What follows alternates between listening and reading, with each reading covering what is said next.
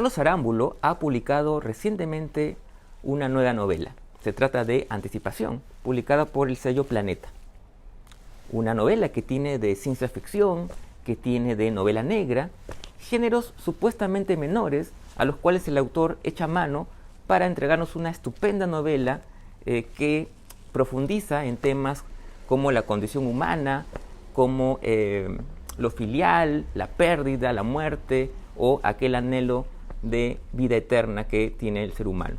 Justamente sobre esta novela conversé con Cali y quiero compartir con ustedes dicha conversación. Pero antes quiero agradecer a Vallejo, Librería Café, quienes gentilmente nos ceden un espacio para dichos encuentros. Vallejo, Librería Café, la pueden encontrar en la avenida Camino Real, en San Isidro, y por supuesto seguirla a través de sus redes sociales en Facebook e Instagram. Y a nosotros también nos pueden seguir en Instagram buscándonos como Letra Capital Oficial. Y si quieren ver esta y otras entrevistas, pueden buscarlas en mi canal de YouTube buscándome como Carlos M. Sotomayor. Ahora bien, sin más preámbulos, los dejo con la entrevista a Carlos Arámbulo aquí en Letra Capital.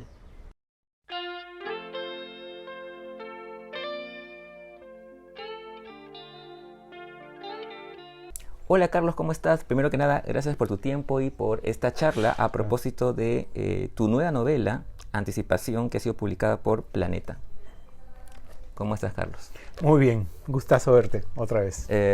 Bueno, yo quisiera empezar un poco con una curiosidad que a mí siempre me embarga, que es casi una obsesión, diría, que es rastrear el origen de una novela, ¿no? Es decir, aquella imagen o quizás aquella idea que va germinando en uno y que nos persigue, que finalmente pues, se desemboca en una historia como esta, que para ir más o menos entrando en conversación, para quienes todavía no la leen, es una novela que tiene de ciencia ficción, pero también tiene de novela negra, ¿no? Ahí está ambientada en el siglo XXIII, pero empieza con un crimen, ¿no? Al que llaman justamente a este personaje escudero para que desentrañe el misterio. Pero cuéntame, porque, digamos, la novela tiene eso y tiene muchas cosas más de las que ya hablaremos, pero cuéntame para empezar cómo nace esta historia, cómo surge, si recuerdas ese primer embrión, digamos, que germina en la historia, ¿no? Mira, te cuento lo primero que escribí. Lo primero que escribí fue el primer capítulo, porque tenía la idea de abrir una novela con, no sé por qué, esta obsesión de alguien que duerme bien después de algo terrible, ¿no? Le sucede algo terrible y para él y su jornada y su noche es casi como si no hubiera pasado y siente cierto remordimiento. Entonces intenta crear una ficción acerca de sí mismo, ¿no? Claro, después me di cuenta, sí, estoy hablando del oficio de escribir, ¿no? De la escritura. Gente que se pasa la vida inventándose historias para los demás. Y era la obsesión de un padre por demostrar a los demás el nivel de afectación, el nivel de daño que le había causado la muerte de su hija. El germen era en realidad remoto y además hay núcleos en la novela, o sea que te podría citar varios gérmenes, ¿no? Pero creo que el primero, al menos, el primero que apareció es uno de los más importantes y es porque había un hecho doloroso en mi familia que me atormentaba mucho, ¿no? Es la muerte de una prima mía, prima hermana, a los 15 años por un tumor cerebral. Mi tío simplemente no pudo tolerar nunca la idea ni manejarla. He visto gente que vive con dolor, sufre, pero puede funcionar, ¿no?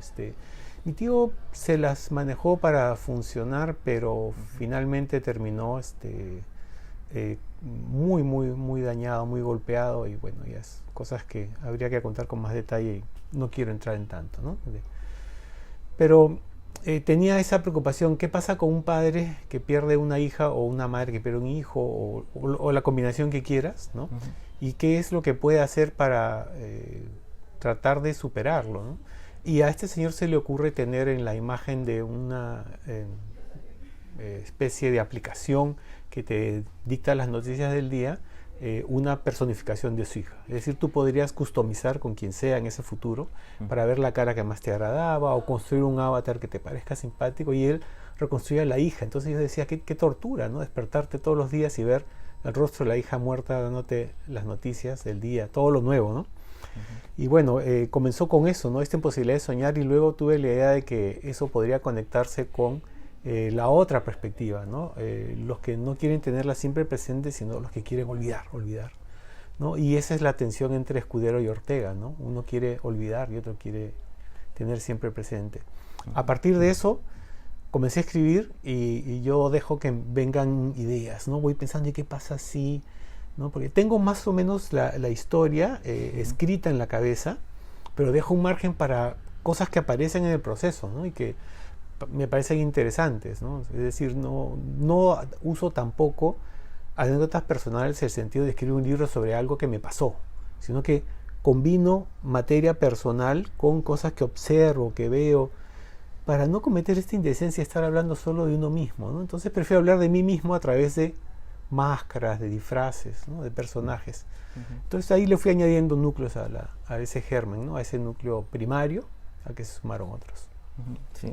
Ahora quiero regresar a estos dos personajes interesantes que son Ortega y Escudero.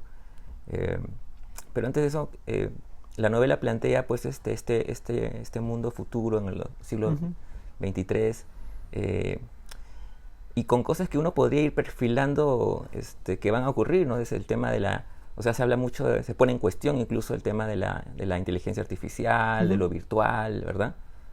Cuéntame un poquito sobre eso.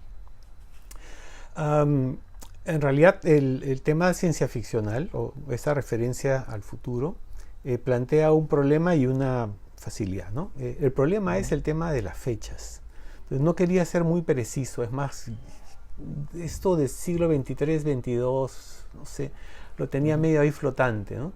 Porque poner una fecha es una cárcel, ¿no? Te obliga a amarrar una cronología, entonces pierdes libertad en la escritura, tienes que estar más pensando como un cronista de hechos reales y no ficcionalizador. Entonces ese es el primer problema. Y el segundo es que te da mucha libertad, ¿no? Porque puedes configurar el mundo con absoluto manejo, ¿no? Está todo en tus manos. Y yo no quería construir un mundo de aparatitos, de maquinitas, o sea, quería más bien fijarme en lo humano con condiciones propias del futuro. Y ahí se plantea el tema de la novela, que es de la inmortalidad posible, hay teletransportación, hay varios mecanismos, y al que más le dedico tiempo a estudiar es al de la inmortalidad, ¿no? Porque aparentemente será posible de acá a un buen tiempo, lamentablemente ni tú ni yo lo vamos a disfrutar, o quizá afortunadamente, quién sabe, depende cómo lo veamos, ¿no? Y bueno, fui cayendo, ¿no? en esta seducción por ese tipo de universo, por la facilidad que tuve de niño de dormir en una habitación donde mis padres guardaban los libros y donde además estaba una gran biblioteca de ciencia ficción de mi padre, que es un gran lector, ¿no? De buena ciencia ficción. Stanislaw Lem, Phyllis Dick, Asimov, Bradbury, en fin, todos los maestros de Anderson, todos los maestros del género estaban ahí, y los pude leer desde los 8 años, 7 años. No sé, no sé si con eso te respondí adecuadamente, pero podemos precisar. Es excelente, porque además me has dado pie para otra interrogante que tenía, otra inquietud que tenía, pero que te la voy a hacer más adelante, pero que tiene que ver justamente con estas lecturas de los clásicos de la ciencia ficción y cierta mirada que yo tengo de la ciencia ficción actual, ¿no? Pero antes de eso, volviendo al tema digamos, de esto del tiempo, ¿no? Me resulta interesante porque, claro, hay en la novela hay referencias históricas, ¿no? Como en el pasado, ¿no? Ahora, sí, claro, exactamente, claro. ¿No? El siglo XX, al siglo XXI, ¿no? Digo al siglo XX porque, claro, somos nosotros, ahí nacimos. Nacimos en el siglo XX, claro. Los más jóvenes son siglo XXI así totales, ¿no? Claro. Y es interesante porque luego también haces referencias a cosas de mediados o de fines del siglo XXI, ¿no? Y que justamente te da esa facilidad de inventar cosas, pero en realidad todas son muy, muy bien, digamos, dirigidas. Sí. Van como hacia un mismo fin todas, o sea, no le añado cosas solamente por el gusto, sino que tienen que ser funcionales a la historia, pues tienen que servir para que se lea mejor. Y esto de la vida, de la posibilidad de la vida eterna, que como tú dices, para algunos será una bendición y para algunos de repente una maldición. De hecho, creo que Borges no estaría de acuerdo con eso, ¿no? Ni hablar. Y también está el tema de las máquinas, porque recuerdo ahora que mencionabas eso, hay una parte en la que en la novela, sin hacer mucho spoiler, sí. Hay un personaje que da una especie de discurso muy inflamado sobre el peligro de las máquinas, digamos, ¿no? Porque dicen, ya nosotros podemos lograr la inmortalidad, pero qué cosa curiosa, le damos a las máquinas un tiempo de caducidad, ¿no? ¿Qué pasa si estas máquinas se dan cuenta de ese engaño, ¿no? Claro. Eso me pareció muy, muy interesante. Y claro, también medio apocalíptico, ¿no? Pero volviendo al tema de los personajes, Escudero y Ortega, porque en la novela yo siento muchas dualidades, muchos, ¿no?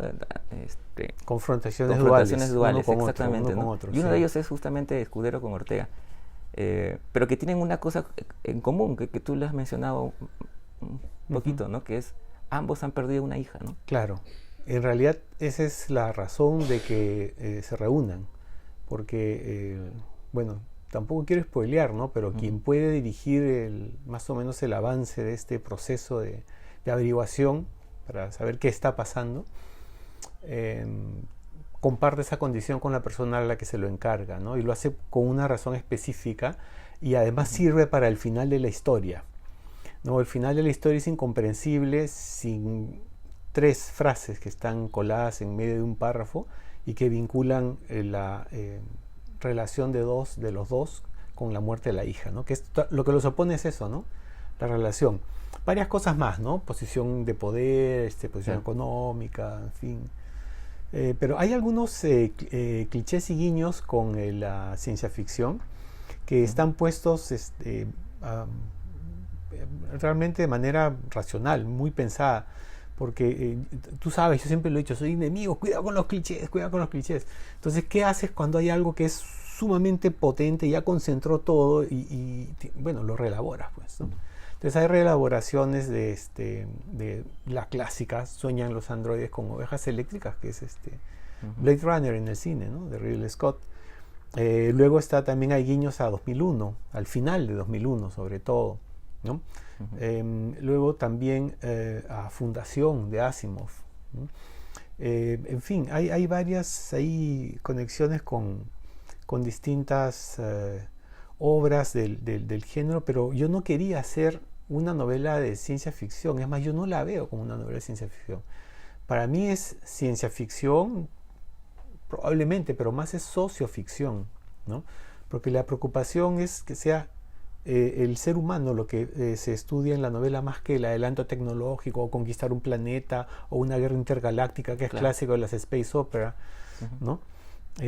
Entonces el género para mí fue un pretexto, ¿no? No es que yo haya dicho quiero hacer una novela, no, el género fue saliendo y sale así de mixto porque la historia se va contando y ella encuentra su género. El género te lo dan después los críticos, la gente que lee, es para organizar, para estudiar mejor, para poderte agrupar, ¿no? Para ordenar el conocimiento sobre los libros.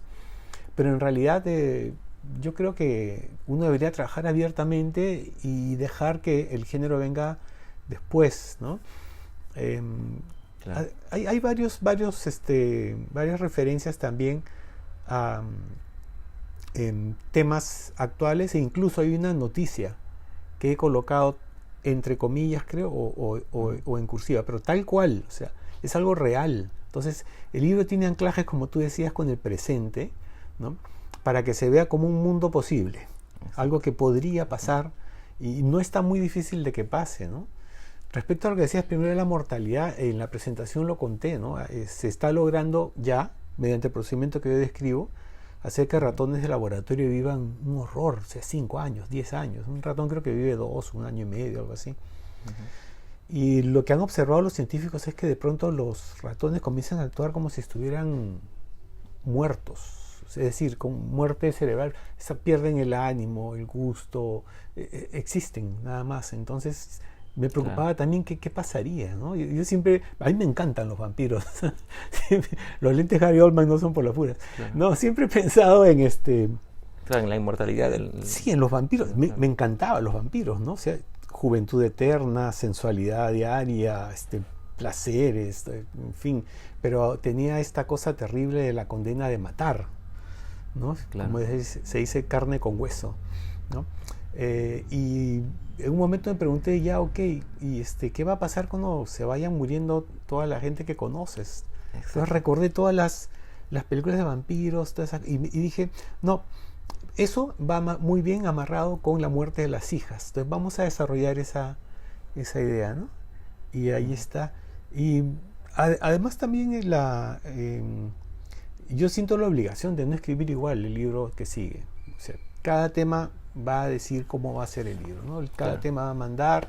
A veces hay personajes que mandan la forma del libro. El lenguaje que yo quería lograr acá no era como un lugar como un lenguaje que llama la atención sobre el lenguaje, muy, muy retorizado. No, acá trato de ser un poco más ágil, hay bastante acción, ¿no? No quise hacer cliffhangers, pero sí quería dejar un cierto sabor, ¿no? Entonces opté por estos comentarios finales, frases finales, como que resumen la sensación del capítulo y te preparan para el siguiente. Y también quería, no quiero envejecer escribiendo. ¿A qué me refiero? Yo pienso en el lector. No quiere decir que escriba para el lector, es distinto, sino que pienso en jugar con él, ¿no? En darle pistas, herramientas, retos, soluciones, nuevas preguntas, ¿no? Y que la lectura sea como una aventura. Quizá por eso me gusta de cierta forma el policial, que está en el fondo de varias cosas que he escrito, ¿no? Pero quería escribir para la gente más joven y para los que vienen después, y no anquilosarme pues en solamente realismo, ¿no? Claro. Pero es interesante porque cuando yo leía la novela justamente pensaba también un poco en eso. O sea, es decir, la novela está escrita, digamos, en un ritmo trepidante, ¿no? Porque la historia misma te envuelve y te hace seguirla, ¿no? Raudamente. Pero de eso no quita lo que tú también acabas de decir, es decir, que la novela te plantea también una actitud más activa como lector, ¿no? De encontrar ciertas guías, y también te propone ciertas reflexiones, porque durante la novela a veces tenía que hacer una pausa para repensar una idea, ¿no?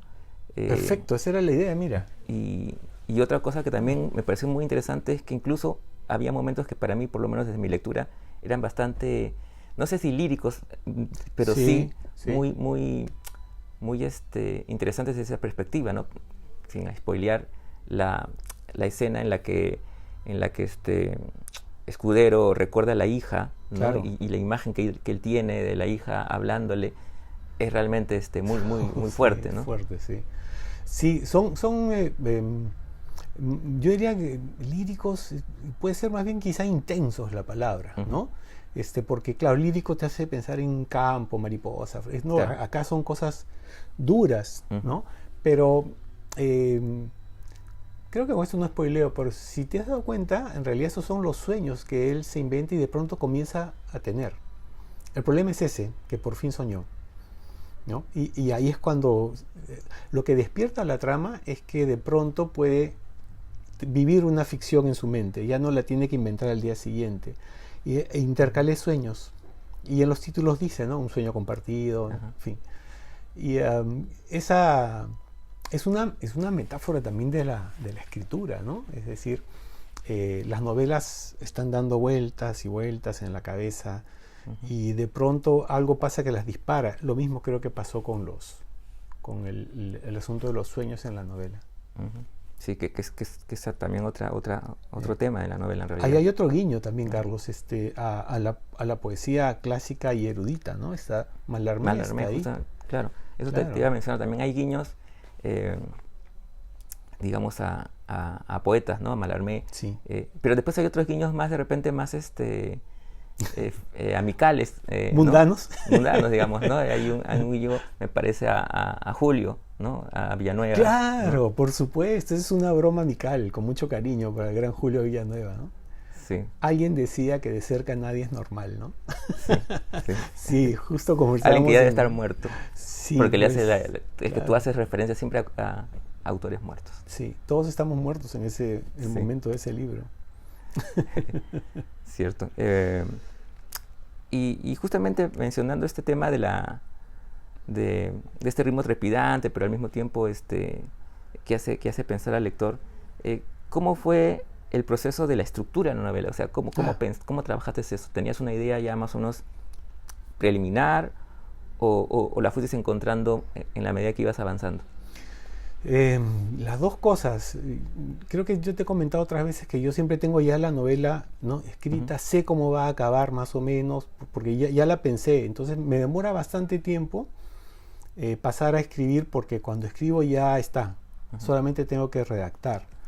Pero en ese momento de redacción pasan cosas bien interesantes, ¿no? Que es lo que te decía al inicio, que tienes un núcleo y de pronto estás escribiendo y se suman cosas, ¿no? Y te das cuenta que funcionan, mejora, potencia, porque en el fondo lo que uno quiere lograr es, primero creo y esencial, es la atención del lector, ¿no? O sea, si la novela te bota, perdiste, ¿no? Entonces quería algo que llame la atención y que de pronto haga lo que te pasó a ti. Por eso te decía eso, esa era la idea, ¿no? Que de pronto te haga pensar y digas, un momento, paremos a ver qué está pasando acá. Y bueno, retomas la lectura ya enriquecido con esa reflexión, pero te jala a seguir. Entonces la estructura es una estructura que voy a intentar ahora en la siguiente novela que ya estoy escribiendo en la cabeza. Es la clásica estructura diádica o dual, ¿no? Capítulo 1 contra el otro capítulo, un capítulo contra el otro. Entonces yo trataba de poner una escena, ¿no?, crimen, con un sueño, con avance de la trama interna al sueño y a la escena, y así que vaya avanzando, ¿no?, en grupos de a tres, ¿no? Pero al final resulta que esa estructura se rompe, porque justamente llega un momento en el, como tú dices, que hay tanta intensidad en algo que no, ahora tengo que, ¿no?, dosificar, ¿no? Si no, esto se va a poner muy, muy duro y no voy a poder arrastrar al siguiente capítulo. Entonces la estructura ya estaba más o menos, como te dije, así, en esta cosa tan organizada, ordenada, metódica. Pero al final el arte hace lo que quiere, pues, ¿no? Y cuando estás haciéndolo, cuando haces arte, las cosas vienen a veces por casualidad, ¿no? Es verdad. Bueno, y un poco hablando de la ciencia ficción como género, sí, que claro, que te da muchas posibilidades, ¿no? O sea, no quedarse solamente en el tema de las maquinitas, como dices tú, sino claro, la ciencia ficción social, ¿no? Incluso política, en fin.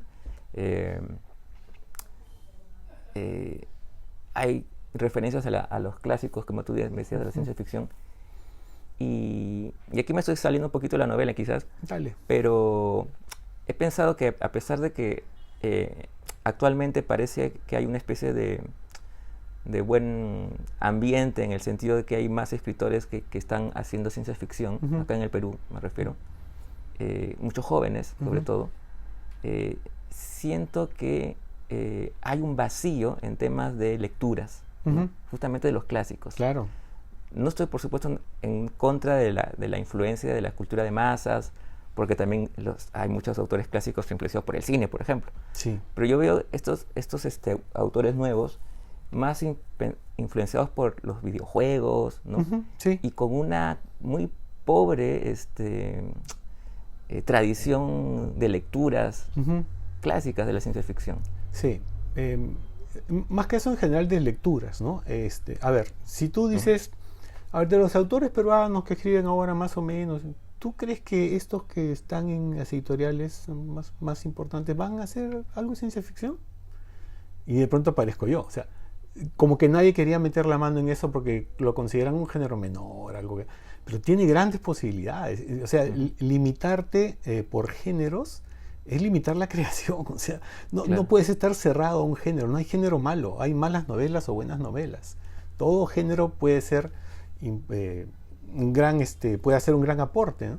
Entonces yo quería primero hacer buena literatura con ciencia ficción, sí, pero también con crítica social y también con este tema de los afectos personales y con otras cosas, ¿no? Pero como en el fondo el marco escénico, o sea, el escenario donde se presenta todos estos hechos es siglo XXIII, eso ya te lleva a ciencia ficción, tengo que armar un mundo con ciertas máquinas, procedimientos, en fin, estructura. Entonces me fue llevando a eso, y meter estos autores, creo que es el aporte de alguien que es un puente entre un grupo y el otro, ¿no? Entonces hay gente que está escribiendo ciencia ficción, y sí, yo la verdad es que leo, reviso, en realidad ojeo cosas contemporáneas, y digo, acá está mucho de repetir el juego, de hacer lo que hace la pantalla, pero no hay un entronque con la dimensión humana, ¿no? Entonces se hacen hipertextualidades, o sea, es decir, hablar de algo en futuro, pero como si fuera algo que pasó antes, en fin. Pero yo sí creía que era necesario tirar esta piedra al lago para que se formen ondas, ¿no? Entonces hay toda una potencialidad en cualquier género, y yo solo creo que es cuestión de tiempo que esta gente que está escribiendo ciencia ficción solo por el género, ¿no? Comience a leer un poquito más, espero. Ese es el esfuerzo que hacemos desde San Marcos, por lo menos, ¿no? Pero también espero que haya más gente que se atreva a escribir en otros géneros, que salga de su zona de confort, que salga de escribir solamente sobre sí mismo, sobre su, qué sé yo, sus gatos o lo que sea. No me estoy burlando de eso, simplemente que hay que abrirse a todo, ¿no? Porque si vives limitado al material personal íntimo, entonces ¿eres un comentador de ti mismo o eres un observador de tu mundo, de tu sociedad? Entonces creo que hay que dar esos pasos, ¿no? Y hay que hacer que la gente joven, los escritores que están comenzando a escribir, ¿no? Y algunos con mucho talento en realidad, se conecten, porque si los confrontamos, ¿no? Hemos perdido nosotros, los mayores, nos estamos muriendo antes de tiempo. Entonces uno tiene que renovarse o morir. Ese es, creo, el mensaje de haberme metido en esta novela, ¿no? Y en la siguiente, creo que son cuentos lo que viene ahora, voy a hacer algo totalmente distinto. Son cuentos humorísticos, o sea, para que la gente se ría, y yo también me río mucho con ellos. Y entonces hay que abrirnos a todos los géneros, ¿no? Como te decía. Sí, No además morir. eso que decías digamos, de que cada libro tuyo es distinto, me hacía acordar, no sé si fue Neumann el que me dijo esto, que él también, cada vez que se enfrentaba a un nuevo libro, era como aprender de nuevo a escribir. Sí, claro. Claro, porque cada libro te exige su propia forma que no has hecho antes. Entonces tú tienes que... eso es lo importante de las lecturas, ¿ves? O sea, cuando has leído una buena cantidad de libros, tienes más o menos las herramientas básicas, ¿no? Entonces la memoria jala, ¿no? No estoy hablando de parafrasear, copiar, no. La memoria sola jala, ¿no? Es como en las artes marciales que te hacen hacer así 500 veces. Después, cuando estés en una situación X, te va a salir eso, porque estás entrenado con eso. Sale naturalmente. Entonces, así es con las lecturas y la escritura. Debería ser. Muy bien. Un poco para ir terminando, mencionabas que estás ya en un proyecto. Ah, sí. Bueno, dos en realidad. Hay un libro de cuentos que ya está terminado en realidad. Y es 7 cuentos o 6 creo, de humor, y un cuento en el que trato de demostrarle a Borges que sí se puede hacer algo. Borges dijo: hasta ahora no hay una novela en la cual el asesino sea el lector, ¿no? O un cuento. Y ya, escribí mi cuento en el que tú, cuando lo leas, vas a darte cuenta que estoy haciendo, estoy matando a alguien. Y no lo quise dejar de poner porque me pareció una buena piedra en medio de la arena, como para soportar el libro con un buen contraste. Y son relatos de humor. Hay unos que fue una humorada con Juan Villoro en una premiación en la que estábamos juntos. Le dije: oye, imagínate que pase esto. Y me dijo: oye, sí, qué interesante, ¿por qué no escribes algo de eso? Le dije: lo voy a escribir, vas a ver, lo voy a escribir. Y está ahí. Hay otras cosas que cierran un ciclo de mi obra, ¿no? Hay un relato que es una metáfora de todo lo que he escrito en cuentos. Está resumido en un solo cuento. Y explica un poco mi poética, mi forma de entender la cuentística. Y por otro lado está esta novela que hasta ahora se llama novela fallida, ¿no? Una novela que no va a terminar. O sea, no, va a ser una novela con una falla flagrante en el final, pero que esa falla va a ser su gancho, va a ser su virtud.